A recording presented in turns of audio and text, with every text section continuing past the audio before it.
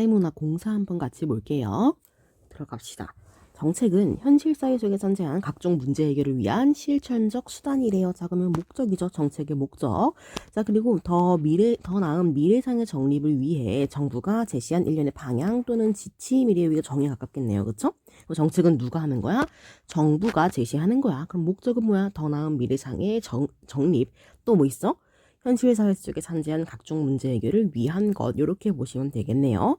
자, 이 개념에 따른다면은 정책 결정은 정부의 공식 기관이나 정책 결정자들이 공공의 목표의 달성을 위해 일련의 정책 과정에서 탐색된 대안 검토를 통해 채택한 미래지향적 행동 대안 또는 지침으로 이해할 수 있대요. 자, 다시 한번 설명하는 거죠. 이 개념에 따르면은 자, 정책 결정 누가 하는 거야? 정부가. 그래서 정부의 공식 기관이나 거기에 속해 있는 정책 결정자들이 공공 목표의 달성을 위해, 다른 말로 하면 뭐야? 미래상의 정립을 위해 일련의 정책 관련 과정에서 탐색된 대안 검토를 통해 채택한 미래지향적 행동 대안, 그러니까 미래상의 정립을 위해 하는 거죠.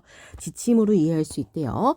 자, 민주주의 사회에서 이러한 정책의 결정이 누구에 의해 이루어지는가에 따라 시민단체, 국회 등 다양한 참여자나 집단에 의해서 다원적으로 결정된다고 보는 다원주의의 입장이 있고요. 그리고 소수의 엘리트에 의해서 정책 결정이 주도된다고 보는 엘리트론이 있대요. 자, 그러면은 이 둘 다 볼 가능성이 크기는 한데 일단은 들어가 봅시다. 자, 그 다음 문단 엘리트론이네요. 우리 이제 이 두 가지 입장 중에서 뒤에 거를 보겠다는 거네. 그쵸? 뒤에 걸 조금 집중해서 볼 거라는 거네요.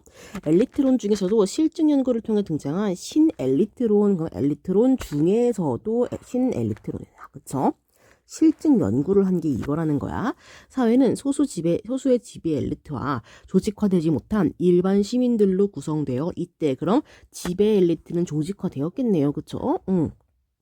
지배 엘리트들은 출신 경력, 생활 양식, 직책상의 상호 연관성 등에서 동질성을 가지고 있고요. 그리고 폐쇄성도 가지고 있어요. 그렇죠? 지배 엘리트. 이러한 특성을 가진 지배 엘리트는 세부적인 사항에 대해서는 의견이 다를 수 있지만 체제 유지, 기본적 가치에 대해서는 대체적으로 합의를 이룰 거래. 그렇죠? 체제 유지의 기본적 가치. 보수적이라고 합니다. 그렇죠? 왜? 이러한 동질성을 가지고 있기 때문이죠. 이들은 자원을 배분하고 권력을 지속적으로 유지하려고 한다. 그렇죠? 자원 배분과 권력 유지. 또한 이들은 국가의 중요한 정책 결정을 독점적으로 주도하고 때로는 은밀하게 결정하기 때문에 다른 집단들은 이러한 정책 결정에 큰 역할을 하지 못한다라고 하네요. 그렇죠? 그래서 되게 폐쇄적이다라고 얘기를 하고 싶었던 거죠. 이들은 폐쇄적인 방식으로 이게 결정을 한다라고 보시면 되겠네요. 그쵸? 그래서 앞에 이 부분은요, 대체적으로 이런 동질성에 대한 이야기고요. 그치? 뒤에 얘기는 뭐예요? 폐쇄성에 대한 얘기라고 보시면 될 것 같죠? 대중의 여론은 이들에 의해 실질적으로 형성되며 여론이죠. 이들은 대중의 영향을 거의 받지 않는데, 그러므로 정책은 대중의 요구를 반영하는 것이 아니다라는 거죠. 왜? 이들이 엘리트들이 실질적으로 형성이 되니까 지배 엘리트들의 지배적 가치관이나 선호가 반영되어 있어요. 그리고 정책 변화는 점진적이고 지향적이라는 거네요. 왜? 이 사람들이 굉장히 보수적이니까. 그렇겠죠. 보수적인 걸 연결이 될 것 같습니다. 그렇죠? 그래서 이렇게 연결이 된다라는 거죠. 자, 그 다음 신엘리트론의 입장을 바탕으로 엘리트의 정책 의지 설정과 관련하여 무의사 결정론이라는 게 등장하게 되었대요. 여전히 신엘리트론의 입장을 바탕으로 진행이 되고 있습니다. 그래서 정책 의지 설정과 관련된 이런 게 등장하게 된 거죠. 자, 무의사 결정이라는 게 뭐냐면은 정책 의지 설정 과정에서 지배 엘리트들이 자신들의 이해관계와 일치하는 사회 문제만 의제로 통과시키고 자신의 가치와 이익에 잠재적 또는 실질적으로 위협이 되는 이슈는 의도적으로 의제 설정 과정에 진입하지 못하도록 방지하는데, 그러면 쉽게 얘기하면 뭐야? 이해관계에 따라서 의제를 결정한다라는 거잖아요. 그렇죠? 그래서 이해관계야 일치하면은 의제로 통과, 또는 일치하지 않으면, 다른 말로 하면 이런 실질적인 위협이 된다면은 그죠? 이거는 진입하지 못하게 하는 것, 다른 말로 하면 이해관계가 아닌 것, 엘리트라고 보시면 되겠죠. 얘는 아예 진입 못하게 한다는 거래. 자, 무의사 결정은 의제 설정 과정뿐만 아니라 의제 설정, 정책 결정, 정책 집행, 정책 평가, 정책 관리의 순서로 이루어지는 일반적인 정책 과정 모두에서 발생할 수 있대요. 그치? 자, 지배 엘리트들이 위협적인 이슈가 의제 설정 과정으로 진입되는 것을 막지 못하면 그들의 정책 결정 과정에서 정책 대안의 범위나 내용을 수정하거나 축소시킨대. 그러니까 첫 번째로 뭐야? 여기가 의제 설정 과정으로 진입되는 걸 막지 못한다는 게 첫 번째 정책 집행, 의제 설정의 과정에서 실패했을 때잖아요. 그쵸? 그럼 어디로 가야 돼요? 정책 결정 과정에서 막아야 돼. 그치? 이게 첫 번째 과정이니까 이게 실패하면은 두 번째 과정에서 막으려고 한다라는 거죠. 자, 정책 집행 단계에서는 예산을 감축하거나 집행자를 매수하여 정책 집행을 방해하기도 한대요. 그 다음 세 번째 단계인 정책 평가와 정책 완료 단계에서는 편견 등을 동원해서 부정적 평가를 유도할 거래. 그래서 종결시킨다고 보시면 되겠네요. 그래서 일종의 어떤 여론 상황 같은 거라고도 볼 수 있겠네. 그쵸? 자, 그 다음 이러한 무의사 결정을 위한 대표적인 수단으로 첫째는 폭력을 사용한대. 그죠? 대표적인 수단이 첫 번째는 폭력. 그죠? 또 그럼 두 번째, 세 번째가 있겠네. 자, 이 수단은 기존 질서를 변화시키려는 의제나 기존 질서의 변화에 대한 요구가 정책 의제화되지 못하도록 경찰력과 같은 물리적인 힘을 사용해 강제로 저지하는 거래. 그러니까 변화를 막는 거죠. 강제로 저지하는 방법으로 가장 직접적이라고 보시면 되겠네요. 자, 민주주의 체제와 정보화 시대에서는 이 수단이 매우 신중하게 사용될 수밖에 없다는 거죠. 자, 둘째는 권력의 행사래요. 아까는 폭력이었는데 이번엔 권력이네. 직접적이면서도 물리적인 힘, 다른 말로 하면 뭐예요? 폭력을 행사하지 않더라도 합법적인 제재를 통해서 지배 엘리트들의 기득권을 도전하는 자들의 특정 가치를 박탈할 수 있다고 위협하는 수단 등으로 영향력을 행사하여 정책 의제로 취득되는 것을 방지하는 거래. 그러면은 폭력은 직접적이면서 물리적인 힘이고 권력은 뭐야? 합법적 제재고 이런 식의 영향력이라고 볼 수가 있겠네요. 그쵸? 이 수단은 상대를 위협하는 소극적인 수단뿐만 아니라 외부에 영향력이 있는 유력 인사를 영향력을 행사하는 적극적인 방법으로 나타나기도 한데, 그러니까 상대를 위협하는 소극적인 수단도 될 수 있고 인사를 영입해서 적극적으로 할 수도 있다라는 거죠. 자, 세 번째입니다. 세 번째는 지배적 가치나 규범 및 신념을 이용하는 것이래요. 그러니까 가치, 규범, 신념 이런 것들을 이용하는 거다라고 보시면 되겠네요. 자, 이는 이런 지배적 규범이나 절차를 강조함으로써 기존 질서에 대한 도전을 비민주, 비애국, 비도덕이라고 치부하는 것, 그리고 억압하는 것, 그러니까 프레임을 씌운다고 보시면 될 것 같아요. 그렇죠? 또 다른 방법으로는 기존의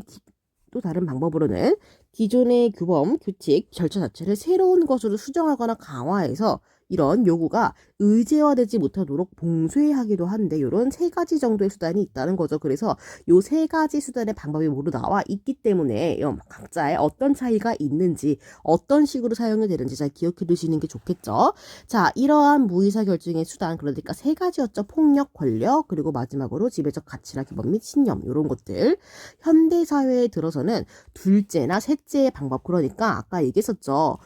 폭력이 뭐라고 나왔어? 민주주의 체제와 정보화 시대에서는 사용되기가 좀 어렵다라고 했죠. 현대사회에서는. 자, 이 문제는 이 수단들의 사용이 표면적으로 드러나지 않는다는 점이래. 그 표면적으로 드러나지 않는다는 거네, 폭력과 다르게.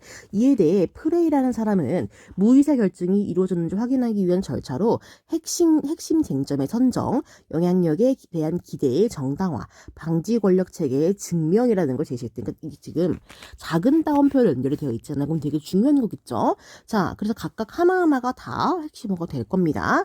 자, 핵심 쟁점이라는 건요. 현재 가치가 배분되는 형태나 가치의 배분 그 자체에 도전하는 쟁점이래요. 그렇대. 그래서 뭔가 도전한다라고 했으니까 좀 더 볼게요. 따라서 핵심 쟁점은 현재의 정책 결정 과정을 지배하고 있는 사람들, 다른 말로 하면 뭐야? 엘리트들. 엘리트들의 권위와 권력에 대한 도전을 유발할 수 있대요. 그쵸? 그래서 엘리트들에게 도전하는 거다라는 거죠. 핵심 쟁점을 선정하기 위해서는 얼마나 많은 사람들이 영향을 받으며 또 얼마나 많은 종류의 자원이나 얼마나 많은 양의 자원이 분배되는지 또 현존하는 자원 배분이 얼마나 변경되는지를 파악을 해야 한대요. 그러니까 요 세 가지를 다 파악을 해야 한다라는 거죠. 자, 핵심 쟁점이 선정이 되었으면 그 다음으로 어디 가야 돼? 두 번째 거 이거 영향력에 대한 기대로 가야겠죠. 요게 정당화가 있어야 된대요. 이는 핵심 쟁점과 관련하여 기존의 질서에 도전을 하려는 집단, 피해가 예상되거나 피해를 입고 있는 집단이 정책 결정의 과정에서 영향력을 행사할 것인지 행사하지 않을 것인지에 대해 증명할 수 있는 근거를 제시하는 거래요. 자, 그 다음 마지막으로 어디 가야 돼? 방지 권력 체계로 가야 되지. 방지 권력 체계의 증명은 핵심 쟁점과 관련한 영향력 행사를 무의사 결정을 위한 수단 등과 같은 방지 권력 체계를 통해 활용하여 좌절시킨 것을 증명을 해야 한다라는 거죠. 그렇죠. 그래서 이거는 엘리트들이 좌절시킨 적이 있냐 요걸 물어보는 거겠네요. 그렇죠. 자, 그 다음 사회적으로 쟁점이 되는 많은 사항 중에서 정책적으로 결정되지 않는 경우가 많이 있대요. 또한 사회적으로 그 필요책이 제기된 이후 상당한 시간이 경과가 돼서 정책으로 결정되는 경우도 많대. 그러니까 쟁점이 되는 건 많아. 근데 아예 결정되지 않는 경우도 있고 시간이 경과가 늦은 거죠. 늦게 되는 경우도 있대. 이렇게 정책 결정이 지연되는 것 중에는 적정한 정책 절차를 거치기 위해서 지연되는 경우 그리고 적정한 정책안이 제시되지 않아서 지연되는 경우 또 경우가 여러 가지가 나오네요. 그쵸? 그 정책 절차. 적정한 정책안, 이해관계자의 동의가 이루어지지 않아서 지연되는 경우가 존재하지만 이런 정책 지연 사유로 정당화되지 않는 정책 지연도 다수 발생하고 있다라는 거죠. 그래서 무의사 결정론은 이와 같은 사회 현상들을 설명하는 하나의 이론이래요. 자, 이와 같다는 건 뭐예요? 이런 정당화되지 않는 정책 지연. 그쵸? 요거죠. 그래서 여기로 연결할 수 있겠네요. 이와 같은, 그치? 하나의 이론이다라고 볼 수가 있는 거죠. 그래서 얘도 정책사연지유로 정당화되지 않는 정책지연이라고 보시면 될 것 같습니다. 그래서 이렇게 정리를 해볼 건데요. 자, 요즘은요, 막 길긴 엄청 길어요. 그런데 막 우리가 분류가 되게 많이 된다는 거를 잘 보시면 될 것 같아. 그래서 분류가 어떻게 되어 있는지 그래서 보시면요. 정말 1, 2, 3이 되게 많이 보여요. 제가 지금 쓴 것 중에. 그렇죠. 그래서 이런 분류들을 다 정리를 해두시는 게 중요할 것 같고요.